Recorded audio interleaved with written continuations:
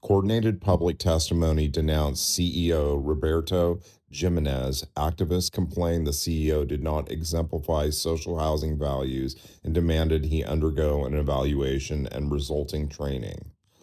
The December 18th Seattle Social Housing Developer SSHD meeting opened with Chair Tom Barnard citing a letter from the group House Our Neighbors. He said, while the letter raises concerns over SSHD CEO Roberto Jiménez, it will not be discussed at this meeting. I have not yet read this letter. Nevertheless, public testimony provides a good idea of what this issue is about. There was an individual testimony from 10 people, most regarding CEO Jiménez. Each speaker cited their connections to one group or another. These include House Our Neighbors, Transit Riders Union, MLK Labor, 350 Seattle, Nickelsville, International Brotherhood of Electrical Workers, Local 46, and Seattle Human Rights Commission.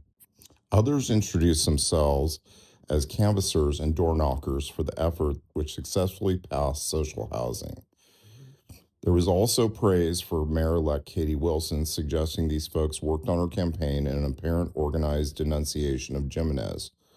One speaker after another stayed on message.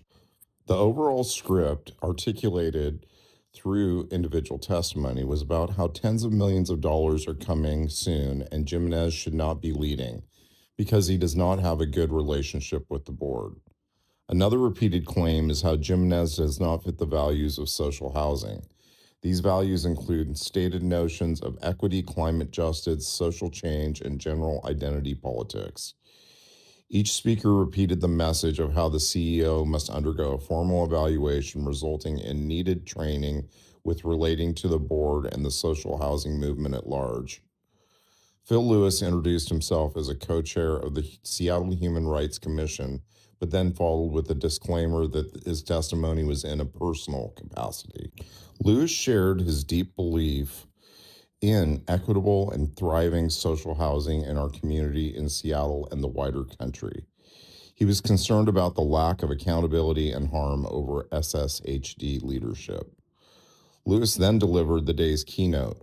Social housing must develop an equitable relationship with House Our Neighbors leadership. House Our Neighbors, HON, was the driving force behind social housing. This group also authored the recent letter stating concerns over the CEO. Tiffany McCoy is co-executive director of HON. She is also one of the 5 leaders of Mayor-elect Wilson's transitional team. It's no stretch to think HON coordinated the speakers at the public testimony. Under pressure. Jiménez has been attacked for months. The first salvo was a complaint alleging anti-Black racism and bullying. The SSHD spent $64,000 of public funds on an investigation into the allegation. This report should be public any day now and will be a subject of another article. These allegations resemble a situation with another public agency where politicized staff have weaponized the complaint process. According to the Seattle Times, emails that the Seattle Times received in a public records request hinted at risk between CEO Jiménez and her executive leadership team at the King County Regional Homelessness Authority over her hiring practices. One email from Deputy CEO Simon Foster from April questioned her desire to hire candidates with certain characteristics. Certain characteristics is code for identity politics. An investigation resulted in Kinnison receiving coaching. Politics of faction. The summit is your best source for SSHD reporting. One aspect we've covered is how the board has split into factions. One side is led by Jiménez and Chair Barnard, representing the old socialist guys. The other faction are younger and driven by identity politics.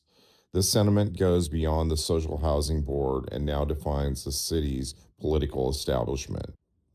I believe that left to their own devices, the old socialists on the board could actually make social housing happen. That said, things are not looking good for this faction. December's meeting announced how the Seattle Renters Commission, the SRC, are due to appoint 2 new members to the SSHD board. Whoever coordinated the public testimony for the December meeting must surely be maneuvering the SRC appointment of the 2 new board members. Seattle's social housing is a stunning money and power grab. Tiffany McCoy and others have stitched a nonprofit into an exclusive government. The magic of this hybrid is how it eliminates the need for grants or government contracts. Public money is instead funneled directly into the enterprise in perpetuity. The city at large carries a tax burden, but an exclusive 13-member board controls a currently projected $65 million a year in public funds. What could go wrong? There's a lot to unpack from this meeting, and there will be another article published very soon. Krist Novoselić is a Cascade Party chair. He also represents an at-large position on the board of directors.